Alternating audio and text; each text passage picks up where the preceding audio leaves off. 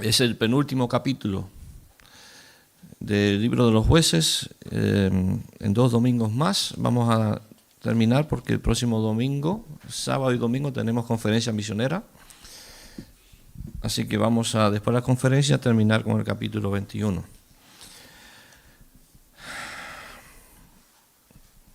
Cuando usted lee esto, ¿qué les da? ¿Verdad? Sin duda, hermanos, son episodios difíciles de digerir, cosas que sucedieron. Y la verdad que nuestro corazón se compunge, se llena de tristeza de ver cómo personas, incluso hoy en día, hay así, de esta manera. Enfrentar el pecado como un solo hombre. Así titulé el mensaje. En el capítulo entonces anterior de Jueces vimos ahí en el capítulo 19.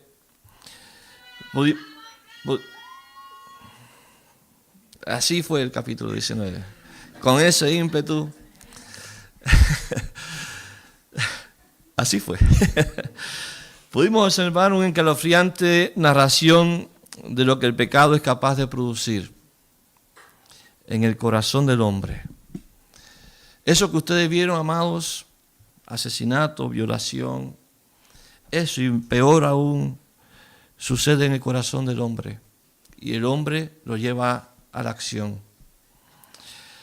Y como cuando le damos espacio a ese pecado, a esos pensamientos, arrasa ciegamente sin importar incluso la vida humana. Así es el pecado de nuestra vida. Si bien es cierto, el capítulo 20 se centra, como acabamos de leer, en la guerra contra la tribu de Benjamín, podemos encontrar el propósito dentro de esa guerra. ¿Qué nos quiere enseñar? Podríamos decir que más que en contra de Benjamín, la guerra era contra el pecado y la maldad. Pero había que ver de qué manera se peleaba esa guerra contra el pecado y la maldad. Aquí podemos encontrar la manera en que un pueblo entero, descrito y llamado el pueblo de Dios, Israel, busca cómo lidiar con el pecado. ¿Podremos aprender nosotros algo de esta historia? Y como siempre hago cuando se trata de una narración tan extensa, tan diversa, sintetizo algunos hechos, algunos versos claves con los que podemos entender el contexto de la historia, de qué se trató, etcétera, etcétera. Y después de ello vamos a desarrollar algunos puntos que a nuestro parecer son relevantes y que de ellos podemos extraer ciertas enseñanzas para nosotros. Y tercero, vamos a ver cómo podemos aplicar a esta historia a nuestra vida. Nos colocaremos dentro de la historia de Israel, enfocada entonces en nosotros mismos, más que en aquellas circunstancias. Vamos por lo primero, vamos a sintetizar estos 48 versículos en 12 resúmenes, puse solamente 12. En primer lugar, es una continuación de la narración contada en el capítulo 19. Y allí vimos la historia de un levita. ¿Se acuerdan de ese levita? Y su concubina. Vimos que un grupo de hombres de Gabat, un pueblo de la tribu de Benjamín, quisieron abusar del levita. Eso fue lo primero que quisieron hacer. Quisieron abusar del levita, no de la mujer. Y porque aquella persona que también le dio hospedaje, entregaron a la mujer del levita para que sea abusada en lugar de el levita. ¿Ok? Y le causaron tanto abuso, causó su muerte. El levita toma el cuerpo de la mujer y lo corta en 12 pedazos, un pedazo por cada tribu. Eran 12 tribus, ¿verdad? Y todo lo que veía aquello de Israel decía, jamás se ha dicho o se ha hecho y se ha visto tal cosa en Israel. Donde quiera que llegaba ese cuerpo, ese pedazo de cuerpo de aquella mujer. Jamás se ha hecho ni ha visto tal cosa en Israel. Esto causó entonces indignación en Israel y el capítulo 20 nos indica que de todo Israel se reunieron 400,000 hombres de a pie, soldados para la batalla, y dice allí como un solo hombre. Era un ejército entonces y todos tenían un solo objetivo: castigar a los culpables. Había que castigar aquel pecado, aquella atrocidad, aquella crueldad. Los de Israel quieren escuchar cómo ocurrieron los hechos. Entonces, el levita les indica que los de Benjamín quisieron matarlo. Eso dijo el levita. Mentiroso, ¿no? No fue así. Querían violarlo. Y sabemos que la historia dice que en su lugar le entregaron a la concubina de este. Al escuchar aquella historia del levita, los de Israel dijeron que pelearían contra Gabat. Esa fue la decisión de aquella reunión, de aquel encuentro de 400,000 soldados de Israel. Y una de las frases que se menciona más de una vez en el relato es que Israel, como un solo hombre, había entonces un deseo unánime de acabar con el pecado, como un solo hombre, como todos, es decir, que estaban todos unánimes en un mismo sentir. Hay que matar a esta gente que hicieron esto. En el verso 13, los de Israel exigen a sus hermanos, la tribu de Benjamín. Recuerda que Benjamín era el menor de Jacob, ¿verdad? Y que de él se hizo una tribu, se dedicó un pedazo de tierra para ellos. Entonces los de Israel, los de las otras tribus de Israel, exigen a sus hermanos de la tribu de Benjamín que entreguen a los de Gaba para ejecutarlos por el mal que habían ocasionado. Y estos, los de Benjamín, dijeron, no lo vamos a hacer. Todo lo contrario, juntaron a 26,700 para luchar contra los de Israel, sus propios hermanos. A partir del verso 19 y 20 comienza la guerra de Israel contra los de Benjamín. Y sin duda la pelea no era de Israel contra sus enemigos. Era una pelea entre su propio pueblo. Hermanos contra hermanos. Y vemos a Dios respondiendo y diciendo, vayan a la pelea, pero es notorio en esto que Dios no le dice, yo iré con ustedes, como en otras ocasiones se había hecho. Yo iré con ustedes y los entregaré delante de ustedes. 2 veces fracasaron los de Israel. Fueron derrotados por los de Benjamín. 2 veces conocieron la derrota. Fue entonces que en el verso 26 que se nota la humillación de Israel a raíz de estas derrotas. Eran superiores en número, pero aún así no podían derrotar a los de Benjamín. No podían. Es entonces que clamaron a Dios, lloraron, dice allí verso 26, ayunaron, ofrecieron holocaustos, ofrendas de paz delante de Jehová, y en presencia del arca del pacto, un descendiente de Aarón ministraba, dice allí, ministraba, y es cuando al parecer habían considerado seriamente a Dios. La pregunta a Dios fue, ¿volveremos a pelear contra nuestros hermanos o desistiremos? Entonces la respuesta de Dios dice, suban. Ahora sí, suban, porque mañana yo los entregaré. Ahora sí la victoria de Israel se consuma sobre los hijos de Benjamín. De todos ellos solo quedaron 600 de la tribu de Benjamín, 600 hombres que serán protagonistas en el próximo capítulo, el último capítulo. Por último, los de Israel, termina el capítulo 20 diciendo que arrasaron con hombres, con bestias, con todo lo que había, incluso quemaron los pueblos, todo, hermanos, se ensañaron contra la tribu de Benjamín, con todo el que encontraban en el camino mataban y quemaban. Al parecer se les fue las manos a estos hombres, que supuestamente querían justicia, pero parece que querían venganza. Hasta aquí entonces vamos a resumir. Ese es el resumen de todo lo que leyeron, ¿vio? Ok, veamos algunos puntos de la historia. El primero y más llamativo para mí, y muy llamativo, no es más, y muy llamativo es separar a Dios de la vida de un pueblo es caer en la más absoluta depravación. ya sea un pueblo, como fue Israel, o ya sea en la vida personal de un hijo de Dios o de un creyente en Dios. Separar a Dios de la vida de un pueblo es caer en la más absoluta depravación.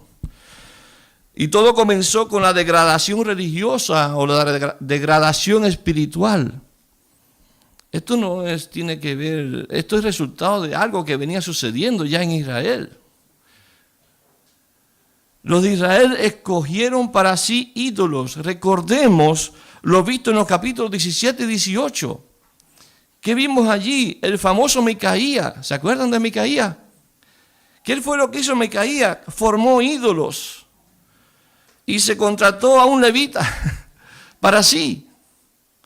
Y luego vinieron los de Israel, precisamente los de la tribu de Dan, ¿se acuerdan? Y se llevaron al levita y a los ídolos. Y esos mismos ídolos fueron los que opusieron y adoraron por mucho tiempo. ¿Honraron a Dios? No. Honraron a ídolos en lugar de Dios. Ya no solo afecta, amados, estas cosas afectan la vida espiritual. La mala orientación espiritual, la mala orientación de la vida espiritual, sino que también afecta la moral de los hombres. Caen en tal depravación que nos quedamos atónitos. Nos sorprende ver cómo actúa el pecado en la persona. ¿Qué trajo tal desviación espiritual? Lo que leíamos acá entonces en este texto, capítulo 19 y capítulo 20. Impureza sexual. ¿Es dañina la impureza sexual? Claro que sí. Cualquier tipo de impureza sexual es dañina. Los hombres de Gaba, como decía el capítulo, no querían matar al levita. Ellos querían violarlo, abusar de él. Amados, en esos años no se veía pornografía, pero ya estaba en el corazón del hombre esa maldad. Tanto daño. Fue una mujer la que recibió todo el peso de esa depravación de esos hombres, amados, que da asco incluso hablar de ello. Tanta bajeza. Tanta bajeza. Cómo la impureza, cómo nuestra mente, cómo nuestro corazón sucio, nuestro corazón desviado de Dios, totalmente de los principios y valores de Dios, nos llevan a hacer cosas como estas y no nos damos cuenta cuando estamos cayendo en ello, muchas veces. No solamente la impureza sexual, porque muchos pueden decir, no, yo estoy exento de eso, en verdad yo ando impecable en ese sentido. La mentira del levita. Eso es de notar también, hermanos. Él mintió. Y la mentira dio lugar a la destrucción de toda una tribu de Israel. La mentira, amados, es una pequeña chispa que destruye y arrasa con todo a su paso, tal cual la historia que acabamos de leer. La mentira es una inclinación del hombre hacia lo que es malo. La mentira no es buena, la mentira no es de Dios. La mentira, amados, nos podemos preguntar, ¿qué perseguimos cuando mentimos? ¿Qué se persigue cuando uno miente? ¿Ocultar algo que se ha hecho mal? ¿Puede ser algo? Mentimos porque queremos ocultar algo de nosotros o queremos hacernos pasar por algo que no somos o algo que no tenemos. Mentimos para salir del paso de un problema. Mentimos para salir del paso de un problema sin imaginar lo que hacemos al mentir, que es crear más problemas. Amados, la mentira es dañina Y la mentira debe ser erradicada de la vida del cristiano, del Hijo de Dios. Porque un corazón que produce mentira es un corazón que está alejado de Dios. ¿Dónde está el temor al Señor? Por eso, hermanos, nos engañamos a nosotros mismos cuando mentimos. Somos los primeros engañados, no a otros. Otra situación de estar lejos de Dios, como decíamos, de quitar a Dios de nuestra vida. La sed de venganza de los hombres. Sed de venganza de los hombres contra los que se cometieron tal maldad o tal crueldad en el pasaje o en la historia que vemos. Esta es otra de las aristas, hermanos.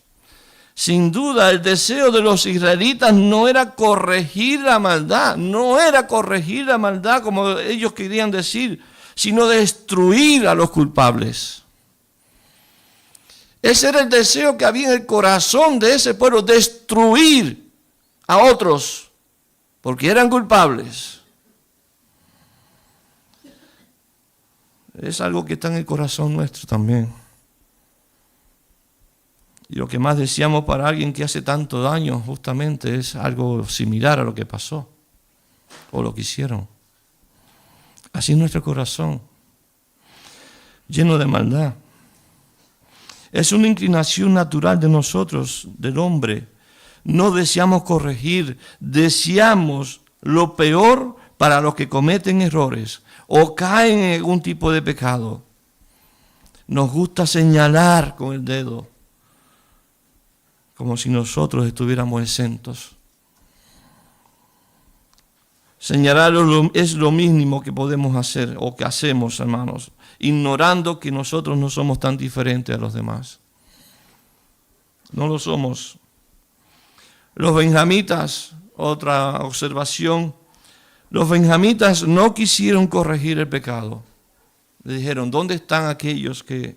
Todo lo contrario, se opusieron y se pusieron de acuerdo para no entregar a los culpables. Y eso les llevó, hermanos, a sucumbir en su afán de defender lo mal hecho. Defender lo mal hecho.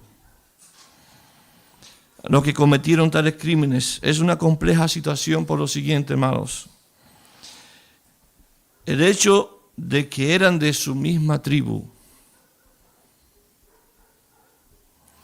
Los que cometieron el crimen, ¿usted los entregaría o los escondería o los defendería? El hecho de que eran de su familia, los que cometieron el crimen, ¿qué haría usted? ¿Los enfrentaría o los defendería? Buen ejercicio, ¿no? Para pensar. Sabiendo que no eran inocentes. No eran inocentes. Y tal vez si la tribu de Benjamín hubiese optado por entregar a esos culpables, se hubiesen evitado caer en ese casi exterminio de esa tribu. Una frase que se repitió muchas veces fue que eran todos como un solo hombre. Pelear contra el pecado, pelear contra la abominación, era una tarea de todos aquellos. Y digamos que no fue bien encauzada la justicia. Pero su anhelo era castigar el pecado y todos estaban de acuerdo en que se debía castigar. Eso es positivo, pero fallaron en el cómo. Fallaron en el cómo. ¿Cómo castigar el pecado? Matar y destruir no es la manera de hacer justicia. Sin lugar a dudas, con todos estos puntos sobre la mesa nos tomaría mucho tiempo y muchos días en desarrollarlos a profundidad. Pero siento que está clara la idea central de por qué ocurrieron todas estas cosas en el pueblo de Dios. Y sí es esta que voy a mencionar. No había rey en Israel y cada uno hacía lo que bien le parecía. Parece una frase pegajosa, ¿no? Pero cuando lo llevamos a nuestra vida, ¿de qué manera estamos actuando en nuestra vida cristiana? ¿Sabe que aprendí desde muy joven, que me convertí al Señor hace ya 34 años, que la Biblia es nuestra única regla de fe y práctica cristiana. ¿Está claro? Ella nos dice que es lámpara a nuestro camino, es lumbrera a nuestros pies. Salmo 119, 105. Pero sin embargo, muchas veces hacemos lo que nos da la gana. Cada uno hacía lo que bien le parecía. Y peor aún, no quieren cambiar a pesar de que saben que están haciendo mal. Y eso es triste, hermanos. Cuando Dios de alguna manera habla a nuestras vidas, nos hace un llamado, nos orienta con su palabra y nosotros tomamos aquella palabra, aquella enseñanza, la tomamos por este oído y con mucha suavidad sale por el otro. Cuando la Biblia nos dice que debemos ser no solamente oidores, sino hacedores de su palabra. Hacedores, obedientes a la palabra del Señor. Pero lo peor que hicieron estos hombres fue sacar a Dios de sus vidas. Sacar a Dios de su horizonte. Mirar a cualquier gente, a cualquier hombre, a cualquier ser humano, a cualquier líder, menos a Dios. Donde fueron conducidos a la más absoluta desgracia. En segundo lugar, las consecuencias de la depravación del hombre. Primero dije que sacar a Dios nos conduciría a la depravación. En segundo lugar, las consecuencias de la depravación. Y como hemos visto en esta historia, hermanos, todo lo acontecido termina mal. Todo lo que ha acontecido termina mal. La venganza termina mal. La mentira termina mal. La impureza sexual termina mal. Entre otros temas que se hablan ahí. Y podemos resumirlo en una sola palabra. El pecado termina mal. Escuche bien, el pecado termina mal. Porque Dios aborrece el pecado.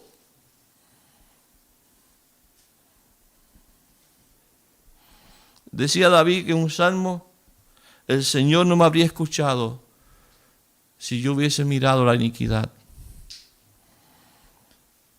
El pecado, hermanos, Dios lo aborrece. El pecado que te aleja, es el que te aleja de Dios. El pecado es el que te condena. Es el pecado el que te esclaviza, que te hunde en lo más bajo.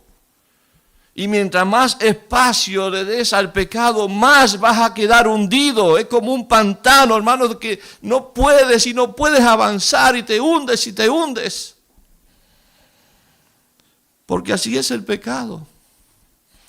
Al parecer todo está bien en algún momento de la vida y todo hasta que comienzan las consecuencias por el pecado.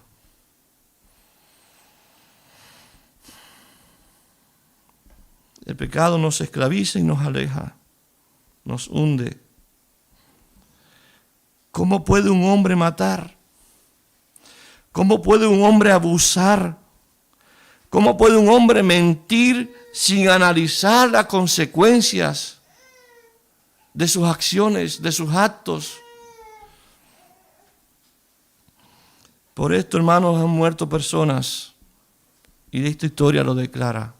Por estas cosas, por impureza, por depravación, por mentira, murieron mucha gente.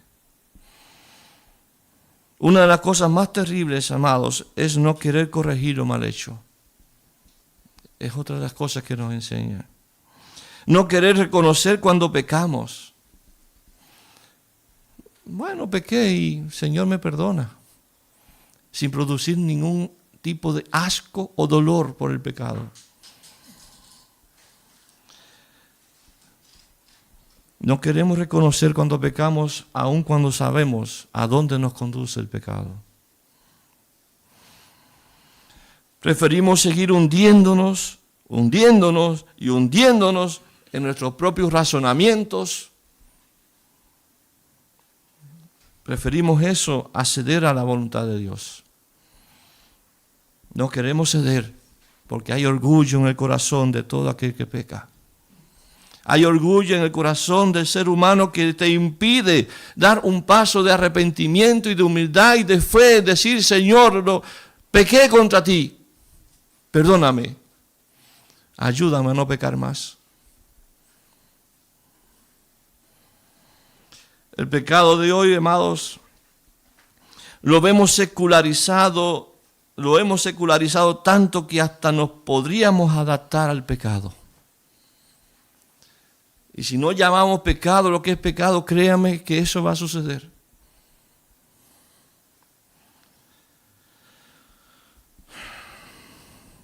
Nos podríamos adaptar a ellos. Es como Micaías, ¿recuerdan?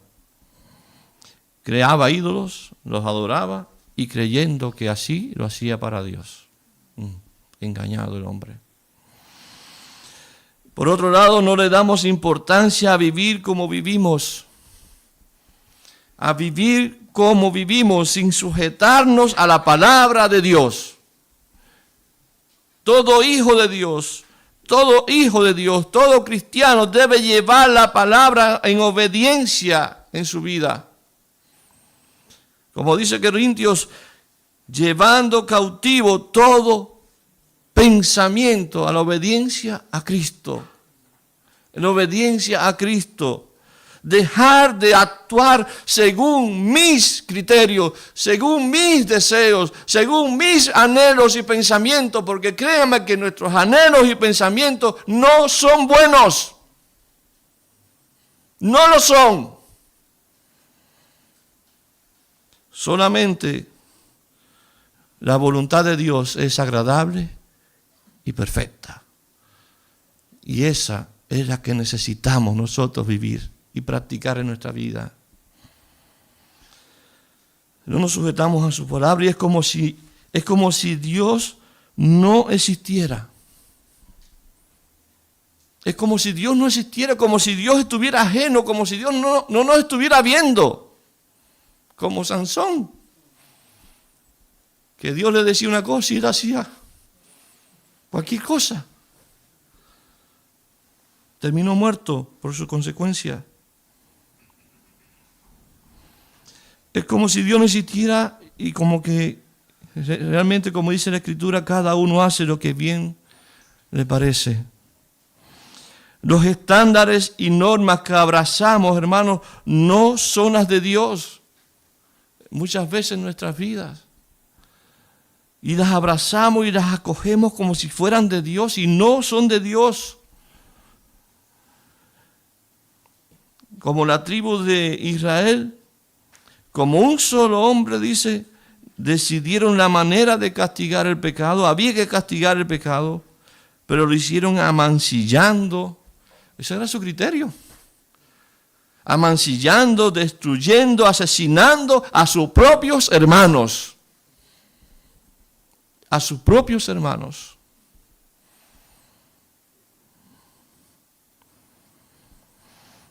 No les bastó destruir un grupo de hombres abusadores o culpables de hacer lo que hicieron con una mujer indefensa. Ellos llevaron su ira y su propia justicia aún a los inocentes. ¿Qué justicia? ¿Qué pasó aquí entonces, amados? La muerte se hace inevitable. La consecuencia del pecado es la muerte. Y tal vez ignora que tu vida no está en tus manos, sino en las manos de Dios. ¿Escuchó bien? Tu vida no está en tus manos, tu vida está en las manos de Dios. Él tiene nuestros días contados y en cualquier momento podríamos pasar a vida o a muerte eterna. Romanos 3:23 dice y nos recuerda esto por cuanto todos Todos, absolutamente todos pecaron y están destituidos de la gloria de Dios. Así como lo escucha. Hemos visto en esta historia, amados, diferentes maneras de encontrar o de enfrentar o ceder al pecado. ¿Cómo reaccionaremos? ¿Cómo nosotros reaccionaremos a estas circunstancias vistas aquí? ¿Qué haríamos nosotros en lugar del levita a la hora de dar un parte acerca de algo que sucedió? ¿Cómo lo haríamos? ¿Agrandaríamos la situación? ¿Mentiríamos? ¿O diremos la verdad, tal como fue la verdad, aunque nos duela?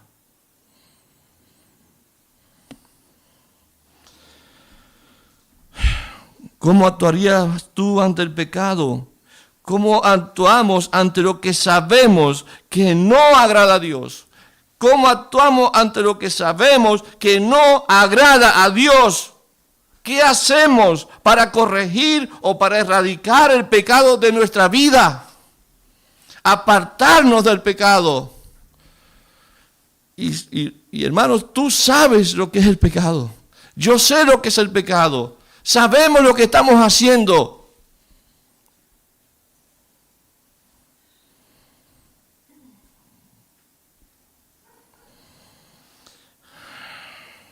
El pueblo, amados, tras las duras derrotas, dice que lloró. Lloraron porque habían sido derrotados. Lloraron porque no sabían qué es lo que Dios deseaba. Lloraron buscando clemencia y dirección. Nada nos diferencia de ellos. Nada, absolutamente nada, nos diferencia del levita mentiroso o de aquellos crueles. Creo que en alguna manera todos hemos hecho lo mismo que ellos. Todos hemos mentido.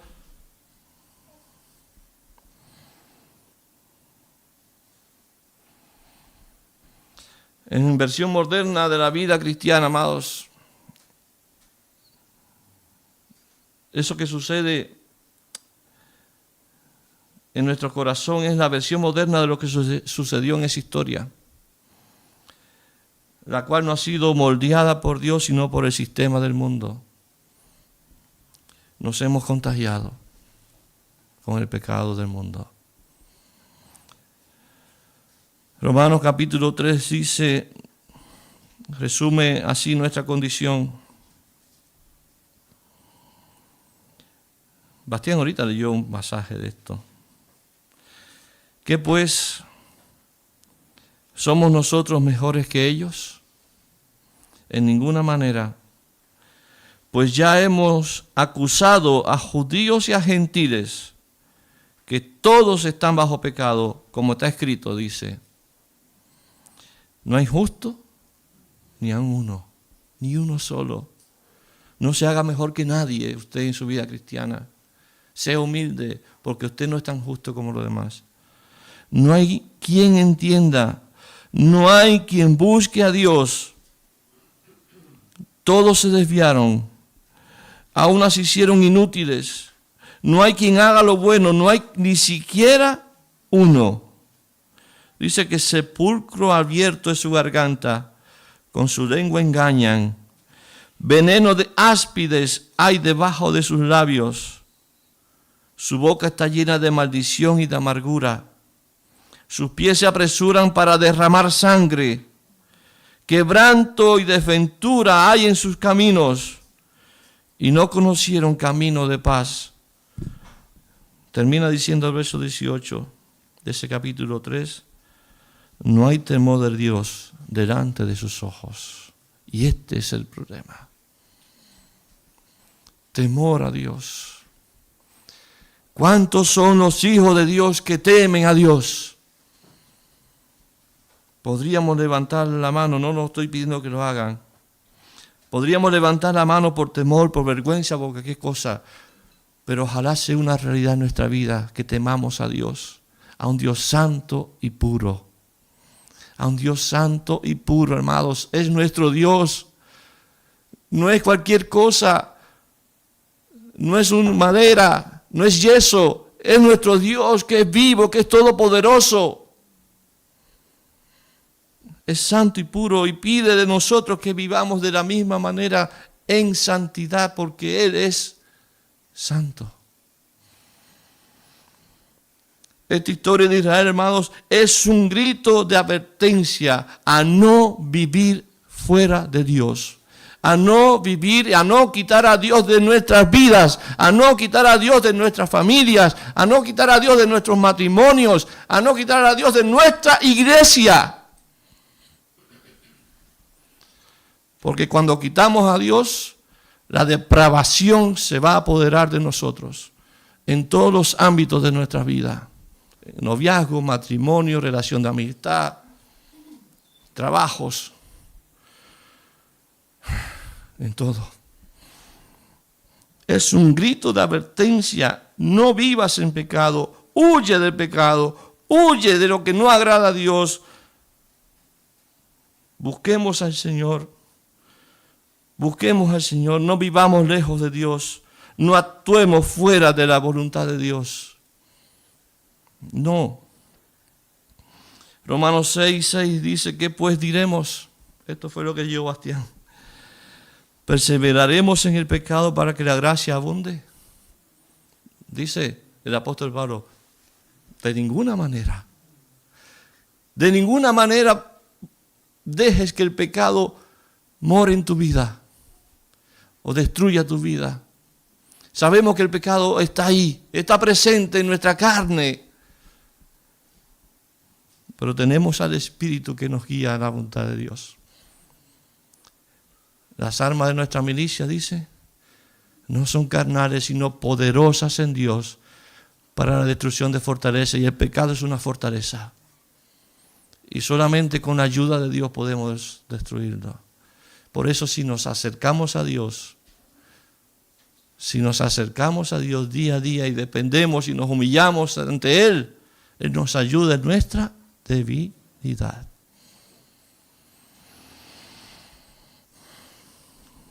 Porque lo que hemos muerto al pecado, ¿cómo viviremos aún en él?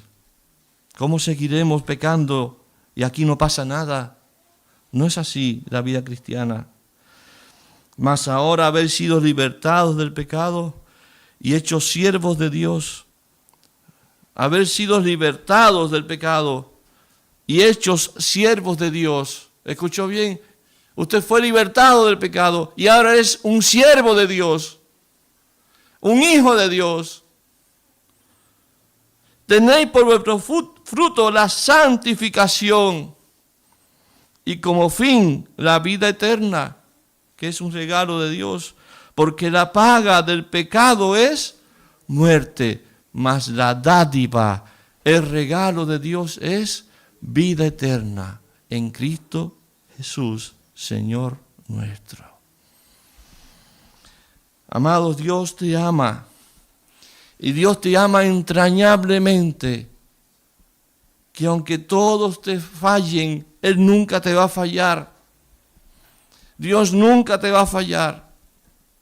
Porque aunque te haga pasar muchas veces por el valle de la sombra de muerte, como dice el Salmo 23, Él dice, aún allí estarás conmigo.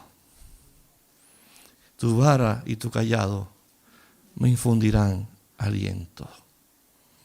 Que tanto necesitamos en la vida cristiana. No dudes del Señor. No actúes según tu parecer. Corre al Señor. Acurrúcate en sus brazos y Él te va a sostener. Él te va a sostener. Él te va a librar de todo aquello que te aleja del Señor. Pero acércate a Él. Juan 8:32, lo sé de memoria, dice, y conoceréis la verdad, y la verdad os hará libres. Si tú conociste la verdad, escucha, Jesús es la verdad. Él dijo, yo soy el camino, la verdad y la vida. Nadie viene al Padre sino por mí. Y si tú conociste la verdad, entonces eres verdaderamente libre. libre por el Señor. Eres libre en el Señor. Él nos dio libertad. Ahorita la cantamos maravillosamente. Créalo. Aléjate de aquello que esclaviza. Aléjate de aquellas cosas que nos conducen a valores y a cosas terrenales que perecen. Todo lo terrenal que va a pasar con eso perecerá. Pero la palabra de Dios va a permanecer para siempre. Y aún allá en la gloria estaremos adorando al Señor un día. Pero tienes que acercarte al Señor. Tienes que acercarte a Jesús. Él es el único dador de la vida eterna. Cree en Él para perdón de pecados. Cree en Él en arrepentimiento. Cree en Él porque Él es el que único, como dice Juan, el que cree en Él tiene vida eterna. Que Dios te bendiga y que esta historia de Jueces no sea un castigo emocional, sino un pasaje para reflexionar en lo que no debes hacer. Lo que sí debes hacer es acercarte al Señor cada día de tu vida. Amén. Que Dios nos bendiga.